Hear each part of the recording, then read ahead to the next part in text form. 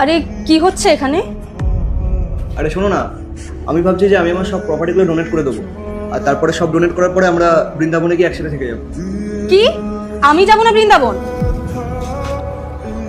তুমি আমার কাছে না জিজ্ঞাসা করে নিজের প্রপার্টি দান করার কথা ভাবলে কি করে?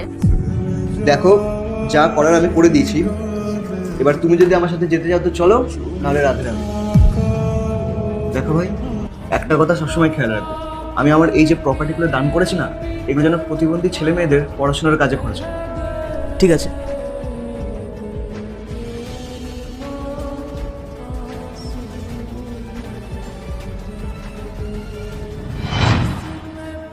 কিরে ভাই, কেমন আছিস? 5 বছর ধরে তোর তো কোনো দেখা সাক্ষাৎ নেই। কিরে, তোর মন খারাপ মনে হচ্ছে, কি হয়েছে? কি বলবো ভাই, ইনকামও খুব একটা ভালো নেই, আর বউ সারাদিন জ্বালাতন করে। ওসব বাদ দে, তোর বিয়ে হয়ে গেছে? হ্যাঁ ভাই, আমার তো বিয়ে হয়ে গেছে, কিন্তু আমার বউ আমার না। যতক্ষণ তোর কাছে পয়সা আছে না, ততক্ষণই তোর বউ তোকে ভালোবাসবে।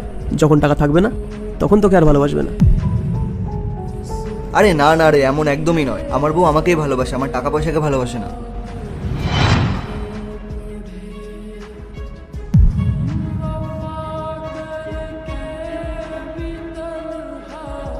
দেখলি, বলেছিলাম না তোকে যে সব বউরা একই রকম হয়। কি আর বলবো তোকে? কি আর বলবি তুই? আমি তো 1 মিনিটে প্রমাণ করে দিলাম যে তোর বউ কেমন। যখনই টাকা পয়সা দেওয়ার কথা আসলো, তখনই রং পাল্টে দিল। আরে তুই আমার পুরো কথাটা শোন। তুই জানিস তুই যখন চলে গেলি তখনও কি বলেছে? তুমি দান করতে চাও তাই না? তাহলে সত্যি সত্যি দান করো না, এরকম দান করার অ্যাক্টিং করো না। আমি জানিও তোমার বন্ধু। তুমি এখানে যে দান করার অ্যাক্টিংটা করলে না, এবার আমরা সত্যিই করব। তোমার মনে এসছে তাই না দান করার কথা? চলো আমরা সেটা পূরণ করি। আমি জানি যে ভালোবাসা কি। আমি তোমাকে ভালোবাসি, তোমার টাকা পয়সাকে না। তোমার মনকে ভালোবাসি, তোমার শরীরকে না। তুই জানিস, ভালো বউ না কপাল করে পাওয়া যায়।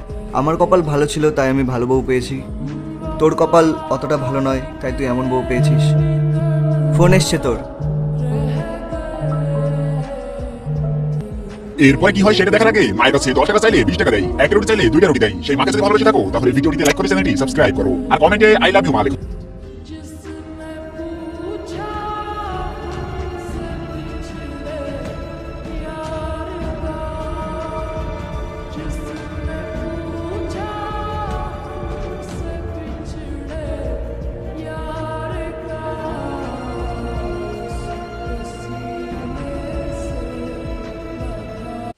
পার্ট 2 দেখতে সাবস্ক্রাইব করো ভেলকু 78M।